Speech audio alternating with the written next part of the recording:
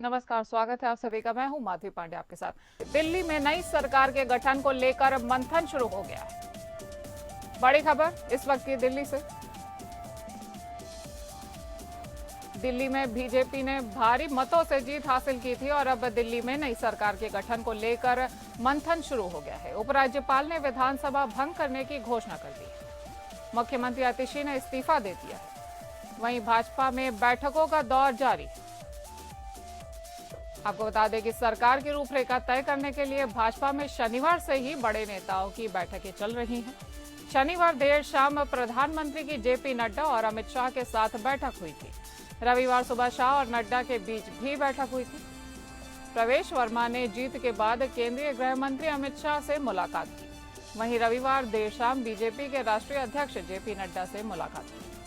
उधर रविवार शाम के समय भाजपा के राष्ट्रीय संगठन महामंत्री बीएल संतोष, चुनाव प्रभारी बैजयंत जयपांडा, प्रदेश अध्यक्ष वीरेंद्र सचदेवा और सांसदों ने सभी 48 नवनिर्वाचित विधायकों के साथ बैठक की।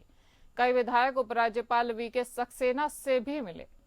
रविवार को विजेंद्र गुप्ता, प्रवेश वर्मा, अरविंदर सिंह लवली, राजकुमार चौहान, नीरज बसोया, कैलाश गहलोत, दिल्ली के उपराज्यपाल वीके सक्सेना से उन्होंने मुलाकात की।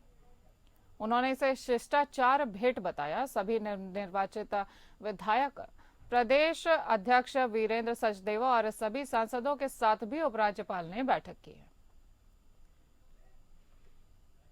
सचदेवा ने इसके लिए उपराज्यपाल से समय मांगा है। दिल्ली का अगला मुख्यमंत्री कौन होगा, इसे लेकर चर्चा का विषय बना हुआ है। कई नवनिर्वाचित विधायकों के नाम अब सामने आ रहे हैं। नई दिल्ली से आम आदमी पार्टी के संयोजक और पूर्व मुख्यमंत्री अरविंद केजरीवाल को हराने के बाद प्रवेश वर्मा का नाम चर्चा में आ गया है। वहीं शनिवार को चुनाव परिणाम आने के तुरंत बाद अमित शाह से मुलाकात की गई थी। रविवार सुबह मुस्तफाबाद से चुनाव जीतने वाले मोहन सिंह बिष्ट ने गृह मंत्री अमित शाह से मुलाकात की। मोहन सिंह बिष्ट का नाम भी मुख्यमंत्री पद की दौड़ में शामिल बताया जा रहा है। आपको बता दें कि विजेंद्र गुप्ता, रेखा गुप्ता, आशीष सूद, सतीश उपाध्याय और पवन शर्मा के नाम भी चर्चा में शामिल हैं। कहा जा रहा है कि पूर्वांचल से संबंध रखने वाले किसी विधायक को उप मुख्यमंत्री का पद दिया जा सकता है।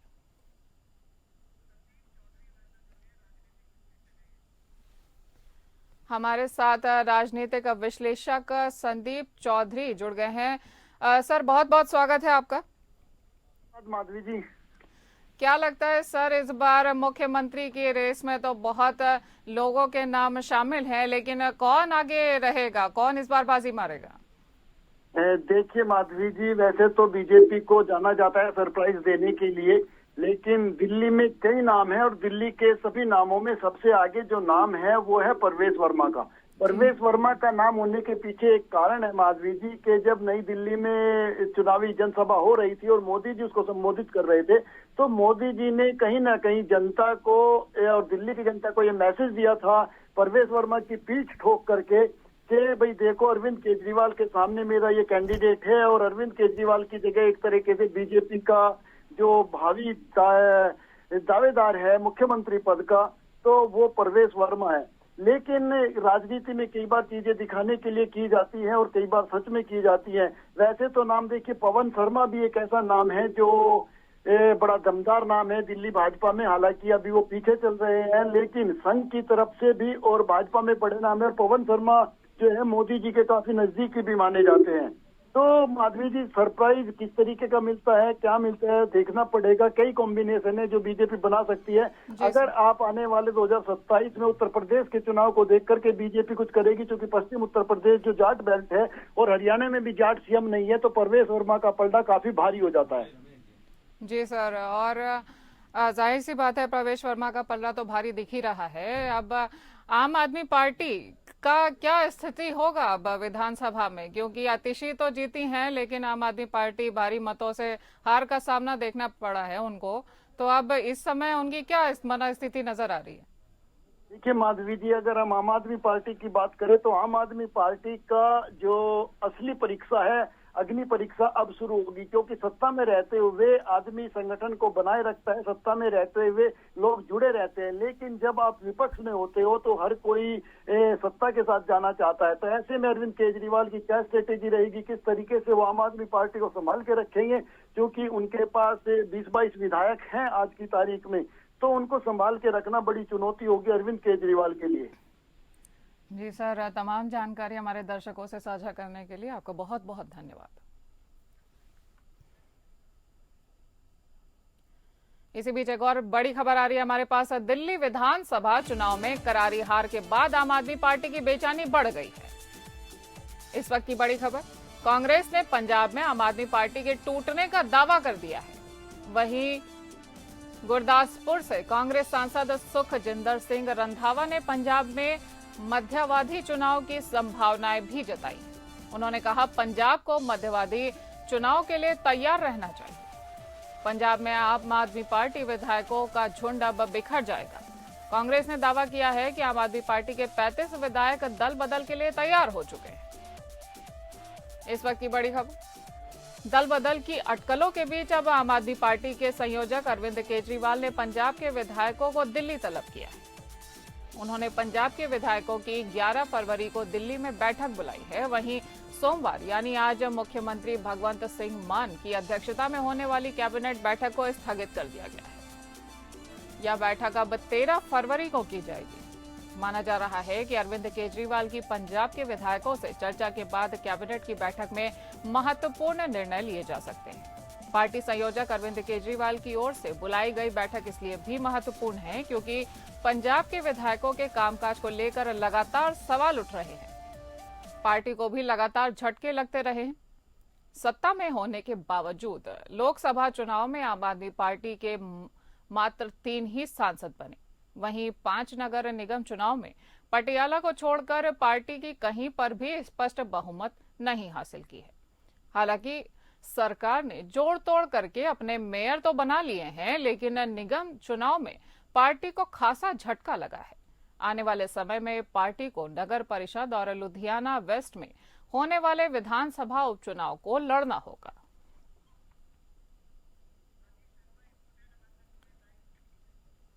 हमारे input head Rajeev Sharma live जुड़ गए हैं। राजीव जी, इस समय क्या देखने को मिल रहा है, क्या चुनावी माहौल है इस समय पंजाब में आम आदमी पार्टी को लेकर के, भगवंत सिंह मान की सरकार को लेकर के? देखिए, दिल्ली के जो मतगणना हुई है और जो परिणाम सामने आए हैं उनको लेकर केवल पंजाब में नहीं, गुजरात में और गोवा में भी जो आम आदमी पार्टी का संगठन है उसमें काफी हलचल देखी जा रही है। और सबसे पहले जो पंजाब कांग्रेस के अध्यक्ष प्रताप बाजवा, उन्होंने कहा कि आम आदमी पार्टी में टूट हो सकती है। उसके बाद में सुखजिंदर सिंह रंधावा ने कहा कि आम आदमी पार्टी के सांसद वो विधायक जो टूटने वाले हैं और भगवंत मान की सरकार जो है वो गिरने वाली है। इसके बाद बहुत ज्यादा हलचल तेज हो गई और आम आदमी पार्टी के संयोजक अरविंद केजरीवाल ने पंजाब के सभी विधायकों को दिल्ली बुला लिया है उनके साथ बैठक करने के लिए। तो एक ये बात है, देखिए जो पंजाब में था, जो विधायकों के मंत्रियों के कामकाज ठीक नहीं है, उनके बारे में शिकायतें मिल रही हैं, तो ये पहले भी थी। अगर दिल्ली के जो परिणाम है वो आम आदमी पार्टी के पक्ष में आते तो संभवतः ये अपने पंजाब का मसला नहीं होता।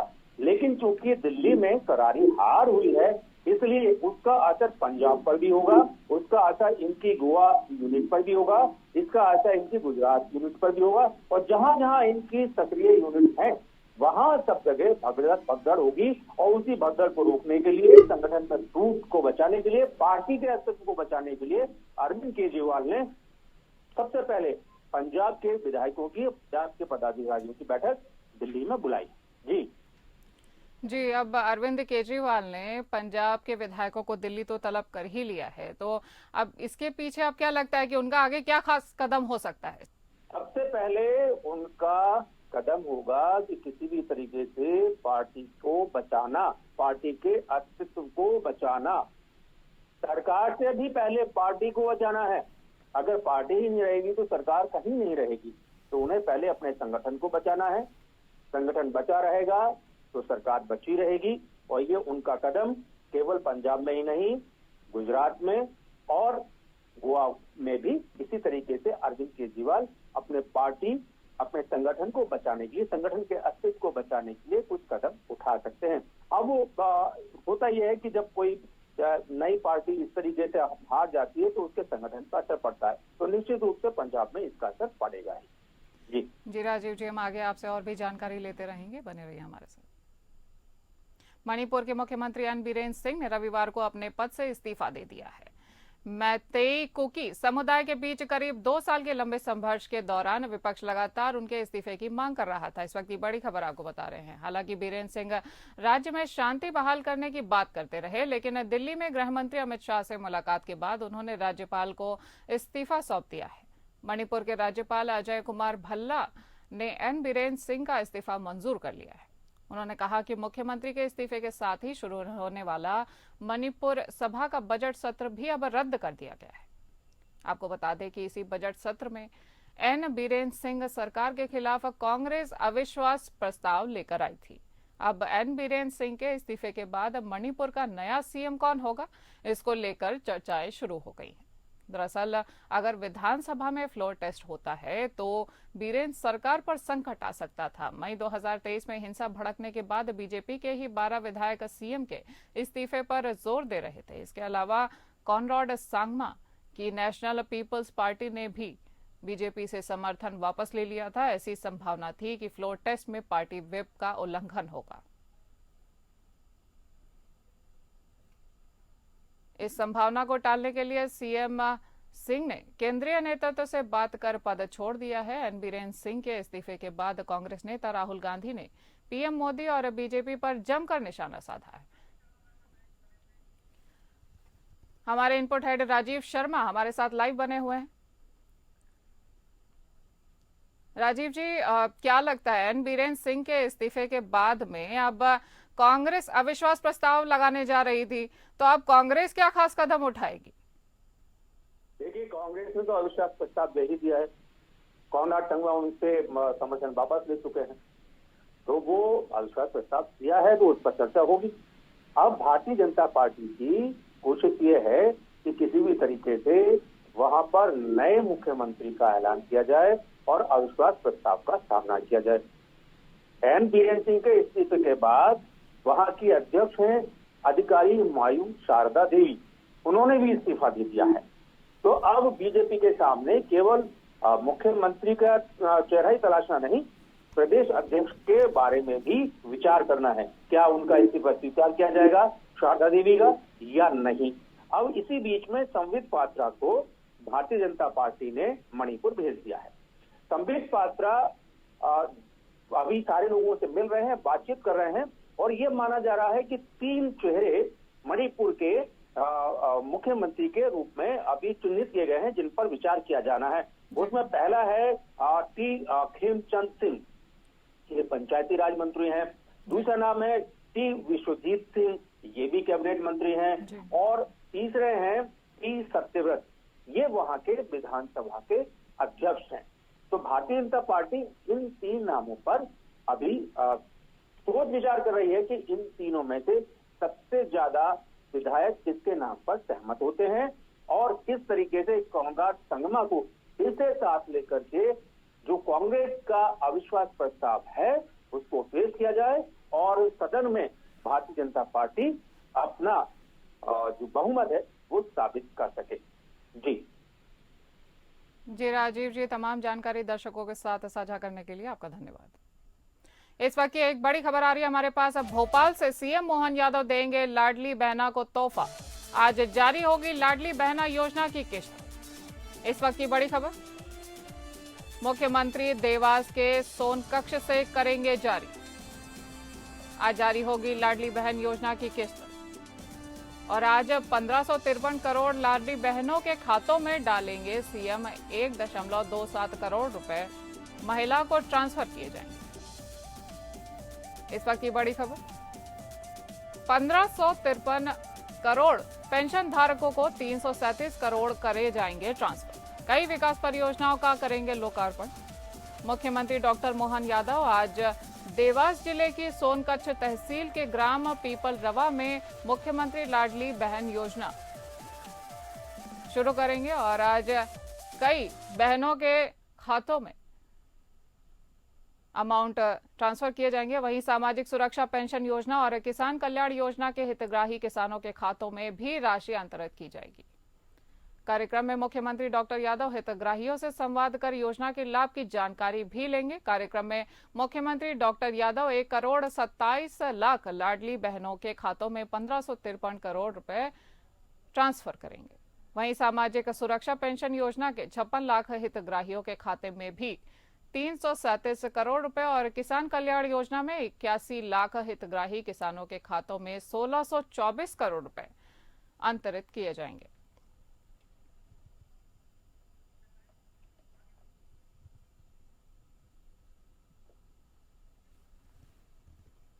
एक और बड़ी खबर आ रही है हमारे पास इस बीच जम्मू कश्मीर से। जम्मू कश्मीर पुंछ में बारूदी सुरंगों में विस्फोट।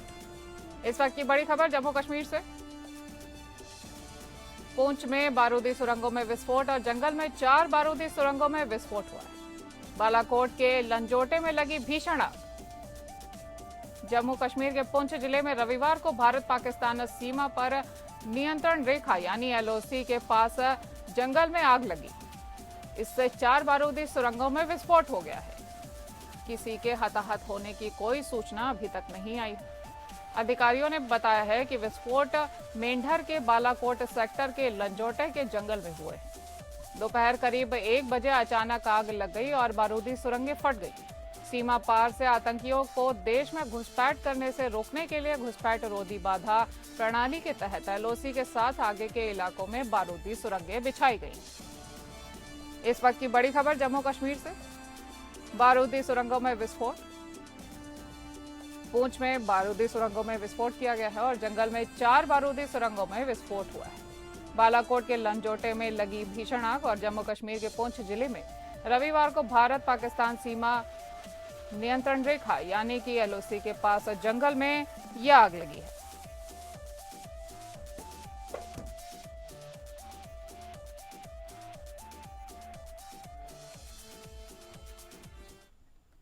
इस वक्त की एक और बड़ी खबर आ रही है हमारे पास। सजायाफ्ता अपराधियों के चुनाव लड़ने पर आजीवन प्रतिबंध की मांग वाली जनहित याचिका पर आज सुप्रीम कोर्ट में सुनवाई होनी है।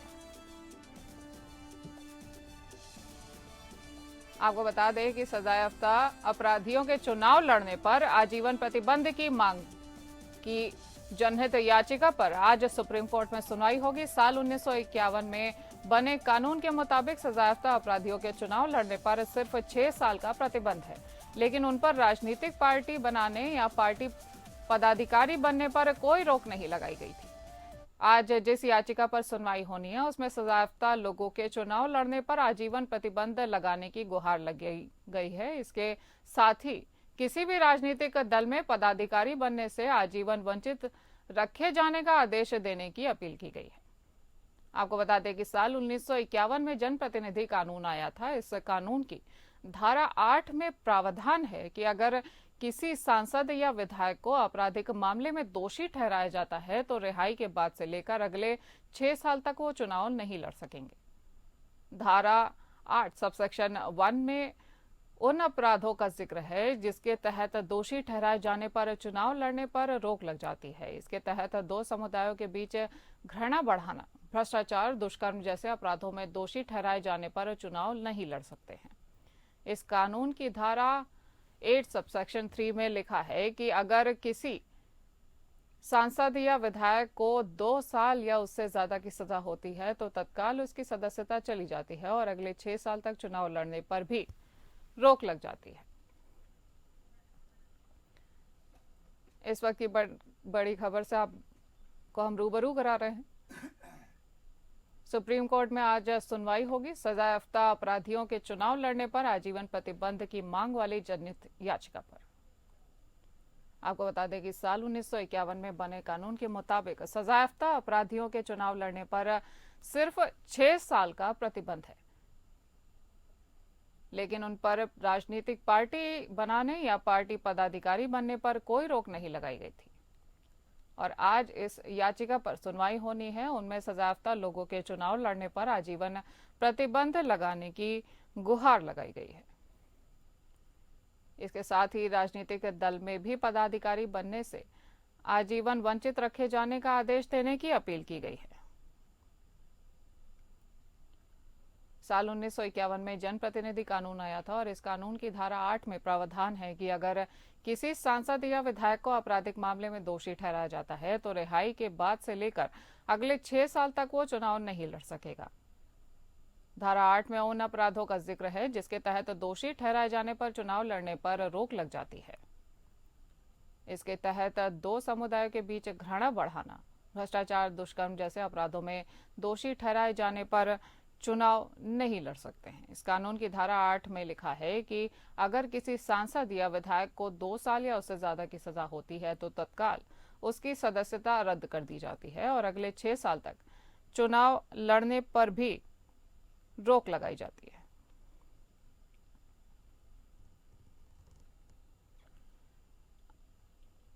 आपको बता दें कि आज सुप्रीम कोर्ट में सुनवाई होनी है सजायाफ्ता अपराधियों के चुनाव न लड़ने की अपील पर।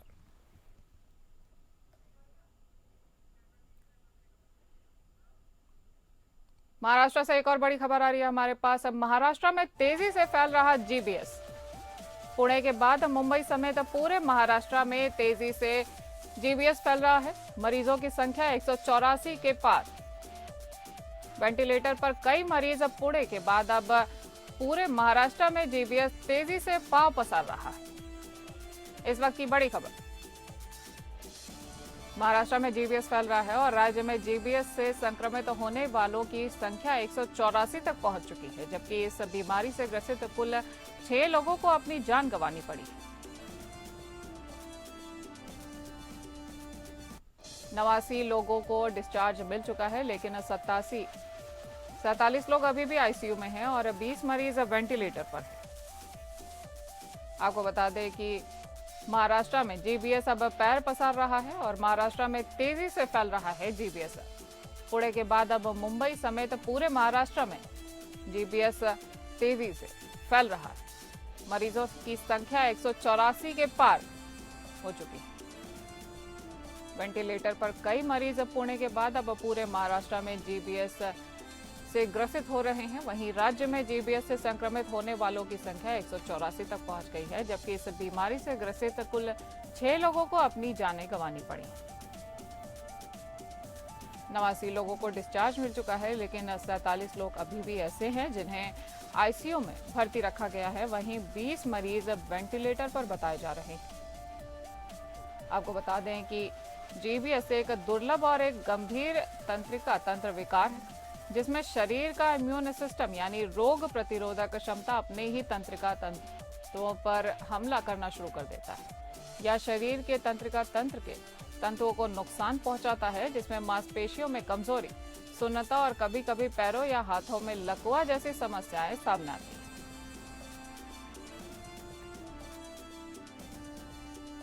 हमारे संवाददाता सर्वजीत सोनी फोन लाइन पर जुड़ गए ज्यादा जानकारी के साथ। सर्वजीत, क्या जानकारी है आपके पास? महाराष्ट्र में जो जीबीएस वायरस है तेजी से फैल रहा है। इसमें पुणे में अब तक 184 केस सामने आए हैं, जिसमें 6 लोगों की मौत बताई जा रही है, 20 लोग वेंटिलेटर पर बताए जा रहे हैं। तांत्रिक जो है स्वास्थ्य विभाग पूरी तरह अलर्ट मोड पे है।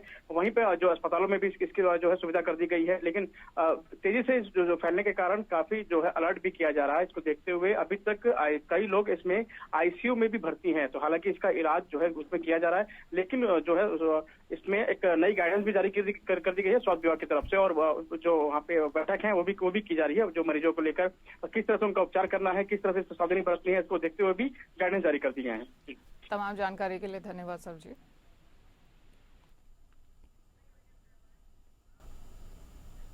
इस बुलेटिन में इतना ही। बने रहिए और भी खबरों के साथ।